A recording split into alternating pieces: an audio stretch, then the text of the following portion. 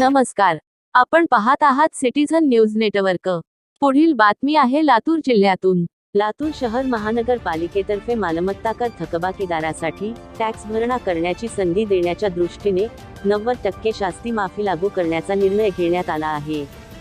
दिनांक 13 ऑगस्ट 2026 ते 16 ऑगस्ट 2026 या कालावधीत थकीत कर एकरकमी भरल्यास आकारण्यात आलेल्या व्याज शास्तीमध्ये 90% सूट देण्यात येणार आहे.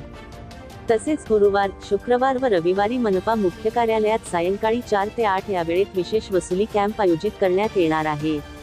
महानगरपालिकेतर्फे थकबाकीदार मालमत्ता धारकांना आवाहन केले आहे की या योजनेमुळे थकबाकीदार नागरिकांवरील करांचा बोजा कमी होणार असून पालिकेच्या महसुलात वाढ होऊन शहराच्या विकासाला गती मिळेल.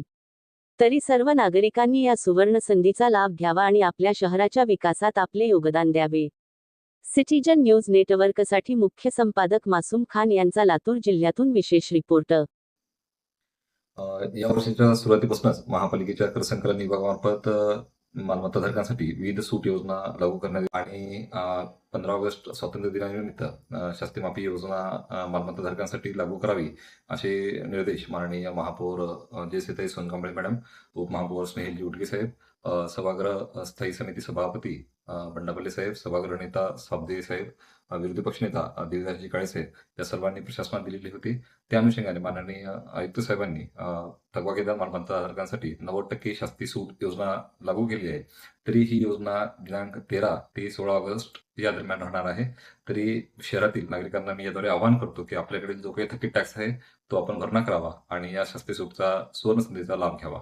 या अनुषंगाने नागरिकांना अधिकाधिक टॅक्स भरण्याची सुविधा उपलब्ध व्हावी या अनुषंगाने आम्ही वसूल लिपिक व कर संकलन विभागातील स्टाफला निर्देश दिलेले आहे. त्यांनी सकाळच्या सत्रामध्ये वॉर्डमध्ये उपस्थित राहून टॅक्स भरणा करून घ्यायचा आहे. तसेच नागरिकांना सायंकाळच्या वेळेस सुद्धा अतिरिक्त टॅक्स भरण्याची सुविधा उपलब्ध व्हावी या दृष्टीने दररोज सायंकाळी 4:30 ते सायंकाळी 8 पर्यंत महापालिका मुख्यालय येथे हे सर्व कॅम्प राहणार आहे. तर नागरिकांनी या सुवर्ण संधीचा लाभ घ्यावा आणि आपल्याकडील जो थकीत टॅक्स आहे तो भरून मनपा प्रशासनास सहकार्य करावे.